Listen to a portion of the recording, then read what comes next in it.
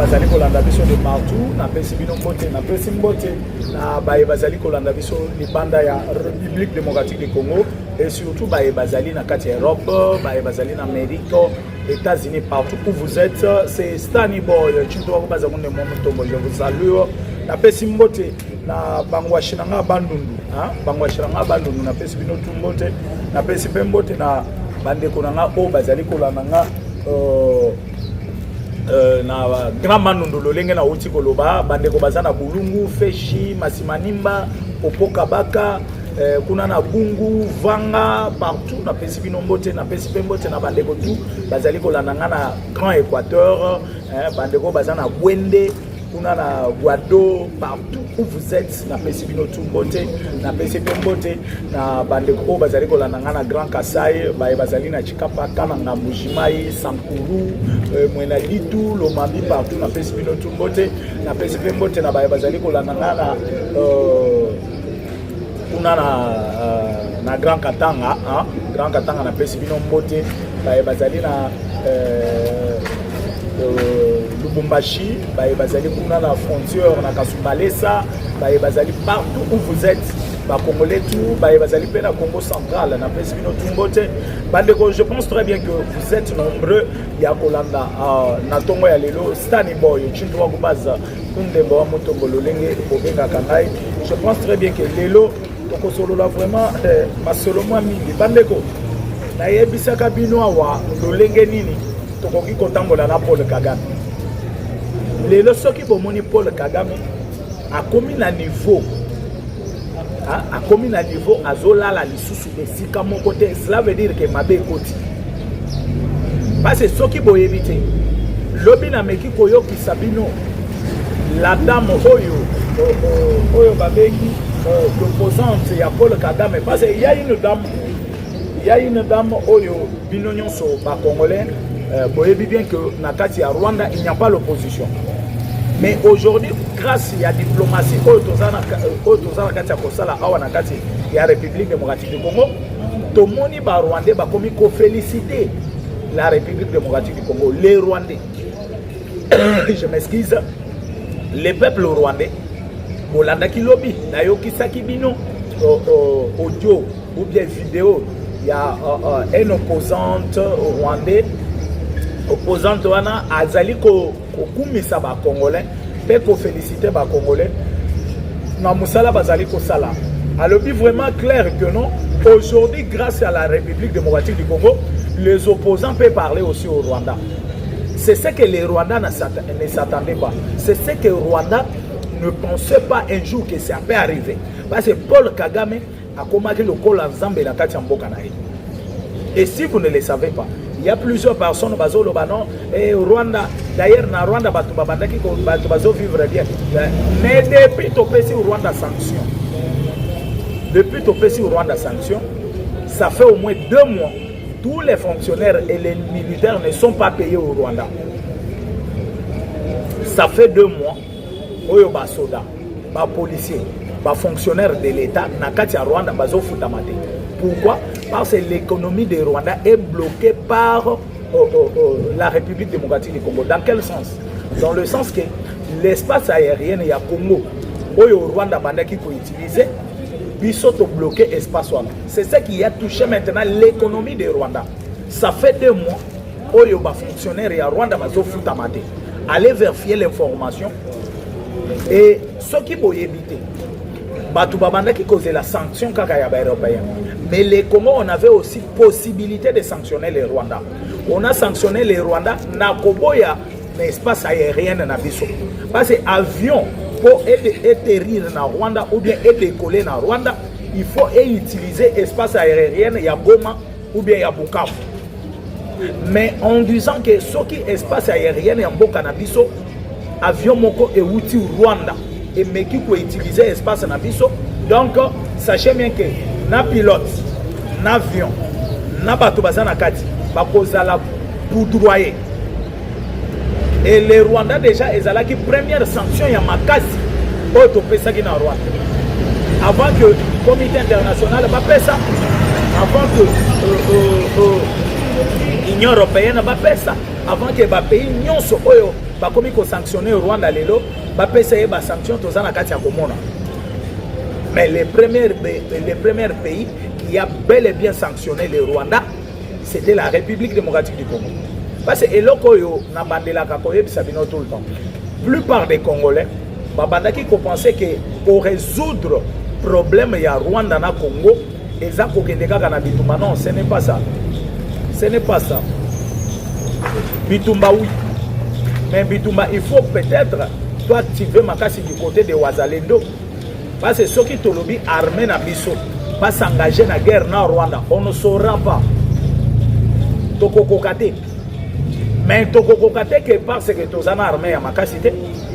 Toko kokate parce que tozana bibundeli ya makasité. Toko kokate parce que chaîne de commandement ya République na biso est infiltré. Ezana ba Rwandais na kati. Ezana ba soldats congolais, ba officiers congolais, oyo bazali ko collaborer na Rwanda. Et vous allez me poser des questions comment ba officiers à Congo bazo collaborer na Rwanda. Je vais m'expliquer. R Tolobi, le mixage na brassage. Mixage na brassage na explique kabino eloko yo tout le temps. Parce que na yaka koloba mingi makambo ba posa kanga ba question na ba commentaire. R natanga ka ba commentaire ya ba émission nazota la ba question de au moins na des fois nazo zongela likambo moko plusieurs fois. Mixage na brassage oyo kabila salela ki biso ezalaki infiltration ya makasi na kati armée na biso. Et à mettre armée na biso à genoux, il faut que je sois clair, eza Kabila. Kabila moutou à mettre armée na biso à genoux. Pourquoi je dis cela? Ba groupe rebelle nyonso et uta na zamba. Erbozozo ba soda na bango. Bo mixer na kati armée na biso. Bo kotisi bango na kati armée na biso, bo pesi bango ba fonction. Et ça, erreur grave. Pourquoi j'ai dit l'erreur grave? Et vous avez vu dans les réseaux sociaux, oh non, tu sais qu'il a accepté de négocier avec l'M23, tu sais qu'il a accepté de causer avec l'M23 à travers Joao et Lorenzo. Je vous dis, c'est faux. C'est une fausse information. Parce que tu sais que c'est mieux que les lois qui Rwanda, à Zali Kosakanana Congo, et ça à cause, il y a mixage et brassage. Prendre les rebelles, kocha bango na armée. Kozwa ba rebelle kocha bango na armée déjà et ça problème vous allez se poser binomoko. Et lelo même dans le monde, les gens se posent des questions comment Congo azali kobima na kati ya libulu oyo bakotisa ke parce que si vous ne savez pas na koyoki sabino déclaration, il y a une dame rwandaise Boyoka ce qu'elle a déclaré et pourquoi elle a parlé ça. Et c'est à partir de là, vous allez comprendre que la République démocratique du Congo, Tobimina Makambo Ebele, Oyo Tobandaki ko s'attendre qu'un jour, la RDC peut sortir de là. Ah, ah ouais. La dame est là.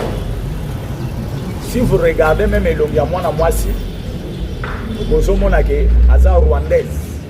C'est une rwandaise. Mais Boyo Kamaya Zali Koloba.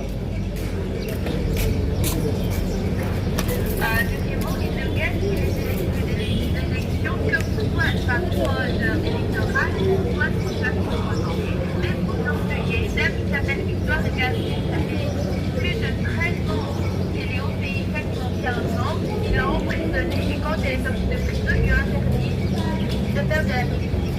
Donc au moins où on voit les gens. Je vais essayer quand même d'expliquer ce parti. Parce que dès que tu es dans le studio, tu es au moins dans balabala, maquiller les autres côtés belés. Je mets une partie, je vous explique et on continue. Ici, la dame nous explique quoi? La dame est en train de dire ceci. Alors, Soki Kagame, Azali ko s'attaquer parce que Bolanda qui dernièrement Kagame a dit non, tu sais qu'il n'avait pas gagné les élections. Tu sais qu'il a gagné les élections. Nan. Alors, Soki Kagame, Azali ko s'attaquer n'a pas président ba pays mususu que non. Tel n'a pas gagné les élections, tel n'a pas gagné les élections. Est-ce que lui, Kagame, peut expliquer au monde comment il a gagné l'élection? L'élection, Oyo Kagame a gagné, on a formé. Est-ce que Kagame peut expliquer au monde batu bayeba lolenge yé asala kanaba urne pour gagner ba élection na? Parce qu'au Rwanda, ici au Rwanda, tous la kanaba opposants. Tous ces opposants là, oyo babimaka pour s'opposer contre Paul Kagame, Kagame akanga bango tchaka bango na prison. Akanga bango bakota ka prison. Kagame a outi kokanga akangaka une dame. A sali 15 ans en prison. Pourquoi la dame s'opposait à Paul Kagame? Akangi a 15 ans en prison. 15 ans à sali en prison. R abimisi a interdire yeko ça la politique. Alobi yoko kiko ça la politique. Te soko lingo vanda na kimia. Komeka ko ça la politique. Parce que soko meki ko ça la politique. Je vais encore t'arrêter. On continue. Donc au moins on voit les nombres de la sphère de la politique. Katumbi n'est pas mort, n'est pas emprisonné. Et par les jours, il n'y a aucun opposant politique. Il a soit trahison de son idéologie emprisonnée. Donc le fait de Kagame, cela apporte. Ici la dame ajoute encore, qu'est-ce qu'elle dit? Elle dit ceci. Si Kagame dit que les élections au Ezosalemana Bamboka Moussousou, le président Moussousou Bazali triché, le président Moussousou Bazo Salaboye, donc Azokota n'a pas affaire privée à Bamboka Yabatu. Mais comment les affaires Yakati Amboka Nae, Kagame n'arrive pas à résoudre ça. Et Bolandaka Ambongo, un certain moment, era Kenaga na Rwanda, Ambongo a yebisa biso que a sepelakana façon Kagame a géré Kamboka Nae. A sepelakana manière. Donc, la décision Kagame a Namboka nae. Et maintenant, les opposants rwandais se posent des questions. Il y a que Soki, Ambongo Azali Kolobake, a se fait la façon Kagame a géré Kamboka nae, a se fait la manière Kagame a géré Mboka. Et maintenant, na Congo, il y a des opposants. Pebazo Tambola, Katumbi Aza vivant, Kabila et consorts, tous les opposants congolais, les Fayoulou et consorts. Bazo tambola pe bazo le kanaba TV bazo sala bémission bazo sala pe ba déclaration politique. Mais tant que biso na kati ya Rwanda opposant tamorote ale kana TV pona ko critiquer gestion ya Kagame. Soki omeki ko le ko critiquer Kagame t'arrête. Pe akocho na prison. Il en était 2 ans, tu risques de faire 10 ans, 15 ans, 20 ans en prison. Pour Kagame azala l'aise. Pour amoni okomi côté le la pouvoir nae. Et la dame qui nous explique ça, alors mais comment Ambongo peut louer gestion ya Kagame ya Mboka? Mais tant que Kagame a géré Mboka, mabe. Mais tant que na Congo tozomona ba opposant bazo tambola. Ba opposant bazo tambola. Ba opposant baza na kati ya comment dirais-je? Baza na kati ya kosala ba faire na bango très à l'aise. Mais tant que na kati ya Rwanda, ce n'est pas le cas. Ce n'est pas le cas. Alors bien que Katumbi n'est pas mort, Fayoulou n'est pas mort, Kabila n'est pas mort, tous sont vivants. Il y a même de petits politiciens, de petits politiciens épingués et consorts.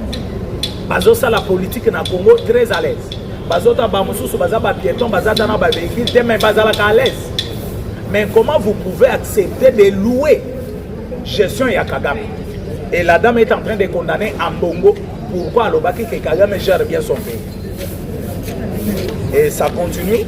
Na ebisi bino ke na kobanda kocha parti na expliqué par ce que toza libanda ya studio moyen boyo ka madame bien ezati.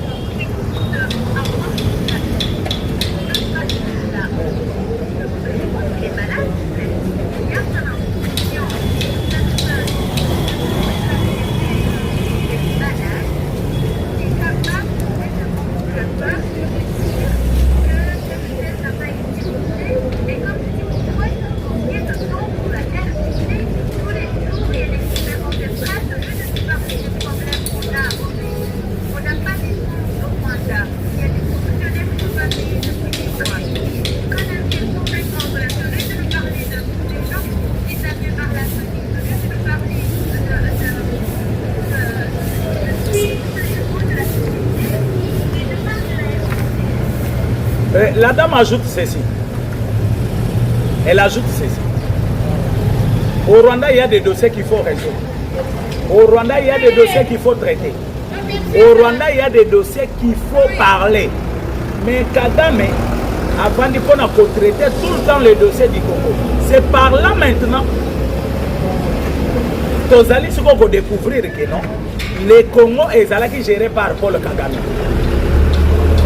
Abi, comment aujourd'hui, maintenant qu'il y a des dossiers à résoudre, la carte à Rwanda, il y a des dossiers à résoudre na gestion à Rwanda, mais tout le monde a Kagame midi, matin, soir, ma conférence de presse chaque jour, pendant que le Bakaka m'a Congo ya Congo. Pendant que le Bakaka m'a solo ya Congo. Et si vous ne le savez pas, mes chers amis, les Rwandais, bazana kati sikoya komimisa ba vérité sur gestion ya Paul Kagame. Sur gestion ya Paul Kagame. Parce que les Rwandais se posent des questions. Nous avons des dossiers ici au Rwanda à résoudre. Mais comment Kagame a commis midi, matin, soir, kaka lisolo ya Congo? Er tobandaki koyebisa ba Congolais que non, le Congo ezalaki géré par Paul Kagame. Ote yo kabino bato ayi de pes. Yo kabino bato Tshisekedi, yo kabino bato Aboy, yo kabino Baluba, yo kabino Boyina Boy. Chacun parlait de n'importe quoi. Mais aujourd'hui les Rwandais ba ezali sikoyo kopesa biso information ya kotuna comment Kagame aza président ya Rwanda. Mais a commis tout le temps, tant qu'il y a des dossiers dans Rwanda, il y a pour résoudre. Mais Kagame a commis tout le temps dans Monoko, kaka lisolo ya Congo. Kaka lisolo ya Congo. Kagame, c'est comme si balongoli musunyi na Monoko. Balongoli ende musunyi na Monoko. Oyoki Kagame a commis kolobako, makambo ya minéré. Kagame a zolo bake non. Le minerai le plus litiès, eza minéré à Congo. Et minéré à Rwanda. Et malamoko yoki ba français ba poser question pour na koyeba que non minéré ngo Kagame azali koloba ezalaka na mboka nini na province nini na territoire nini pe na secteur nini po bango pe bayeba. Et né au moni pourquoi Paul Kagame a commis tout le temps kaka lisolo ya Congo na muno oyoki ba opposant rwandais bazo se poser question soki Kagame a commis na problème na mutu na ye.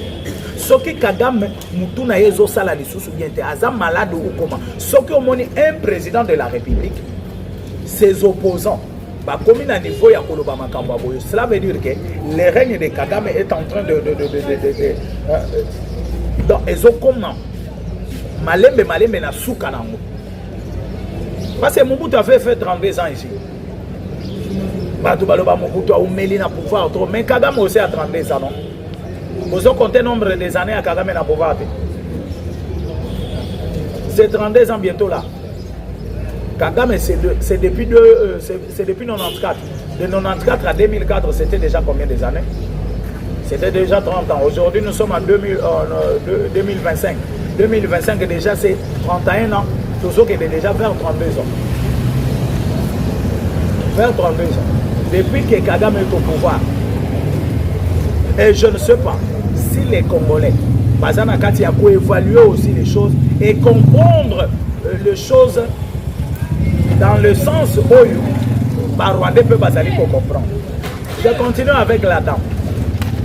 Je continue avec la dame parce que Naïbisa Kibino, par Congolais, c'est la solution aux Anango pour Paul Kagame. Et Zali Kokende na bitumbate na Kagame. Nayebi sakibino soki nayebi na loba makambo ya de cela si c'est 4 ou 5 mois. Nayebi sakibino kokende na bitumba na Kagame. Tokozala ba perdant. Toko perdre pour na nini parce que Kagame aza déjà na ba élément na ye na kati armée na biso. Mais biso tozana ba élément na biso na kati armée ya Kagame te. C'est ça la différence. Et Kagame aza na possibilité ya ke vous montez un plan de guerre à 10h, à 10h30, Kagame a déjà un plan dans Mabo. Et Kagame avait l'idée avec ça depuis longtemps.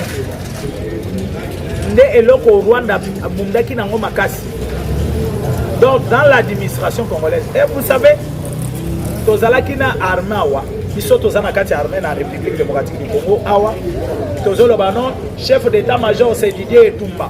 Et chef d'état-major eza mbala musese, mais au contraire batwana bazaki na bango étiquette.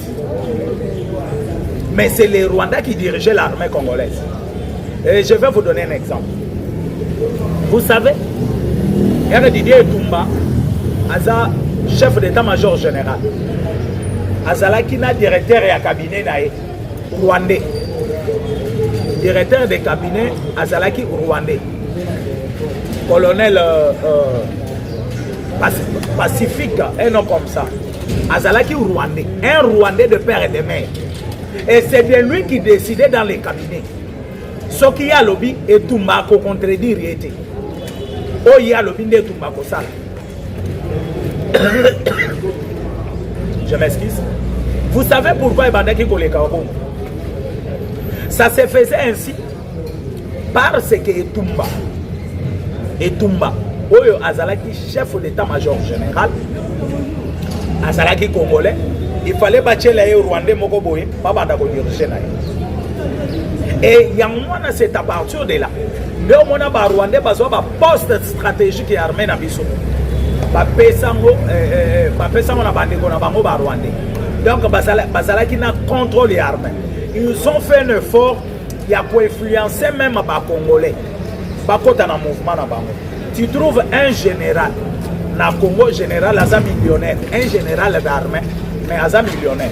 On se pose des questions. Salaire général, là, n'est à combien pour un millionnaire? Et maintenant, un pareil général, on doit déjà millionnaire. Demain ou le lendemain, Balongolien n'a pas fait à Bandaki Kosala. Azo sala les sous faire. Est-ce que général on a un chef d'État est en place? Point d'interrogation. Général on a un chef d'État est en place. Ça sont des questions qu'il faut se poser. À côté de la Kolingaïté, à côté de la paix Kondima, chef d'état-major est en place. Pourquoi cela? Parce que Ayebi bien que non, le chef d'état-major, le chef d'État, Oyo a péquissé à faire à déjà pour ça. Général Azaki n'a facilité, il y a assez à faire dans un mois, Azo gagné 2 millions, 3 millions, 4 millions de dollars. Mais ailleurs comment on a ce qu'on a cassé, a commis cause la carte à salaire à 2 000 dollars, 3 000 dollars. Et tant que 3 000 dollars, 2 000 dollars, général on a zomonango poussière dans ma colonae. Azomonango poussière. Si vous avez le général, on a fait des millions. C'est le seul pays dans le monde où le général est millionnaire.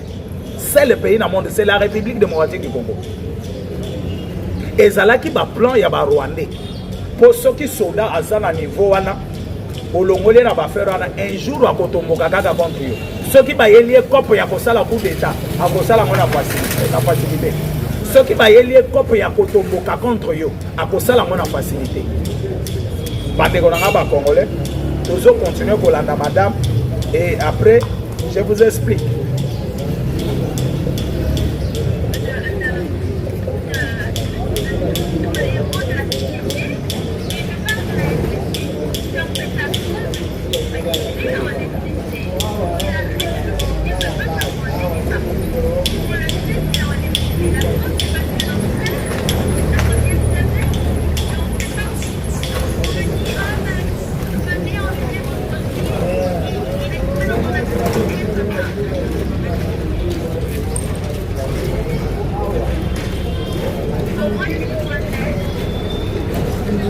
Je pense très bien que la lobby n'est pas dans la studio, tous les bandes, la maquille, les moyens pour que madame bien exaltée, la zotika lobby mouké, après je vous explique. La dame dit ceci. Les choses à résoudre en Rwanda, et ça problème il y a des soldats. Parce que tous les gens ont des soldats qui sont en Rwanda, mais ils ont raté. À un certain moment, peut-être dans la famille, ils ont signalé non, non, non, dès qu'on a bien un salaire qui a accident, ils ont été beaucoup. Dès qu'on a bien un salaire qui a été beaucoup. Mais tu as pas que accident go ba soda na biso ya Rwanda basala kango na mboka nini et sala makape wapi to zala na précision place accident et sala makate. Et maintenant que des choses pareilles ne ba Rwanda bazana posa ya koyeba bande kona bango ba bimaka kaka Rwanda oh ba ke mission mais mission bazonga raté net na uti koyebisa bino le vendredi le samedi le dimanche le lundi et na lobi mardi Rwandais bakufi ebele na est de la République. Wazalendo azana kati ya kosokola bango na nenga jete. Na lakisa kibino na lobero ndenge basoda bakufi parce nous sommes sur YouTube. moyen peut-être na la kisabino bibemezat. Mais ceux qui ont béni en privé, je t'envoie des vidéos. Autant la comment Rwandais bakoufi na au plateau de Minembwe, autant la Rwandais nenge bakoufi na Lubero, autant la Rwandais le lenge bakoufi ebele na zoloba. Rwandais bakoufi ebele. Ebele, je dis ebele. Mais pourquoi Rwandais bazokoma na niveau na ya kokufa bon. Et tant que na Rwanda ozoyoka les opposants rwandais, bazana kati ya ko se poser ba question. Bande kona biso ba Kagame tina kana Congo. Bazonga kati, bakenda ka 500 personnes. Bazonga kati. 600 personnes. Bazonga kati. Bakenda ka 400 personnes. Bazonga kati. Ba Rwandais ba se poser ba question pour savoir. Batwana bakenda ka. Ce sont des questions que Kagame peut répondre aux Rwandais. Mais Kagame n'arrive pas à répondre à ces questions-là. Il y a Vandeli Barwandais, même Barwandais, il faut comprendre, non? Kagame Azalaki président, Mbogana Bisoda Azalaki président à Congo. Parce que Kagame, comment le Cambouya Congo est troublé, et mal à l'aise. A comme il est là, le Cambouya Congo, le Cambouya Congo, même des Rwandais se posent des questions de savoir comment Kagame a commis trop caca le Cambouya Congo. Donc Kagame n'était pas président à Rwanda, Azalaki président à Congo. Erdogan Bisaki Kabila Azalaki na échantillon. Mais vrai président ya Mboka na biso ezalaki Kagame. Vrai président ya Mboka na biso ezalaki. Parce que Kabila ye moko azana un ancien président. Il ne se se soucier na likambo ya Congo le roi Kagame. Kagame a kosa la 3 jours sans que asa la conférence de presse de na Congo ya Congo. Donc, Wanezo la qui déjà chute ya Paul Kagame. Et cela qui ça déjà chute vraiment ya makasi. Tala kaka nenge Kagame zamba zali kopesa ye. Christian. Motema makasi ya Christian. Neti o nzamba pesa na pharaon. Parce que basi ba yebisi retirer tes hommes na Congo. Kagame azolongo la batu bikoto amoni ke zati na te. Mais bikoto ti nezali Kagame azo renforcer ba soda.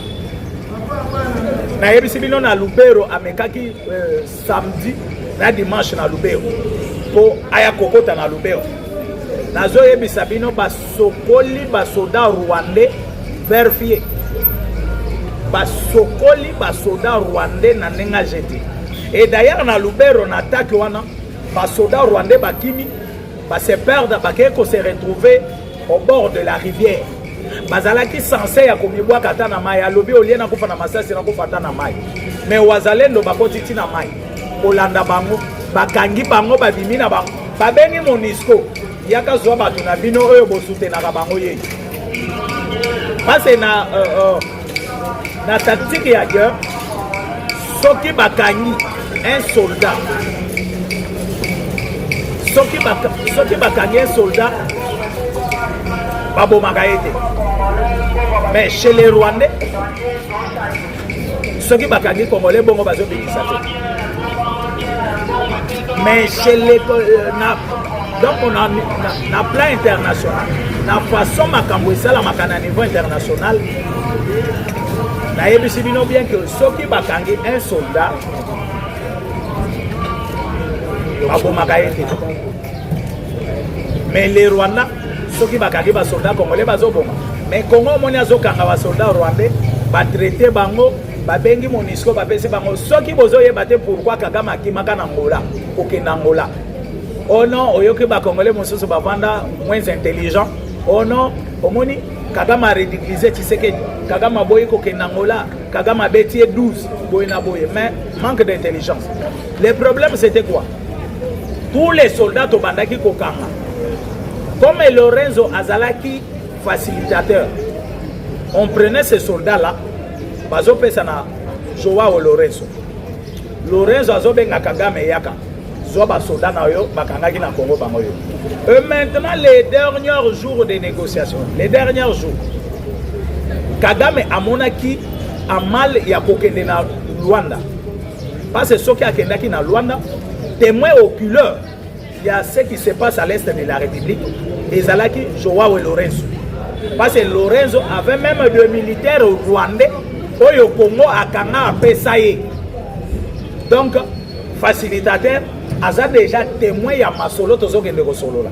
De Kagame amonango mystique alobi ila kokende na ngai te. Parce que soki na kei na kozala ridiculiser. Mes chers amis, je pense très bien que dans Makambo, on a ce que les Congolais peuvent faire, et ça d'abord d'affaiblir Paul Kagame.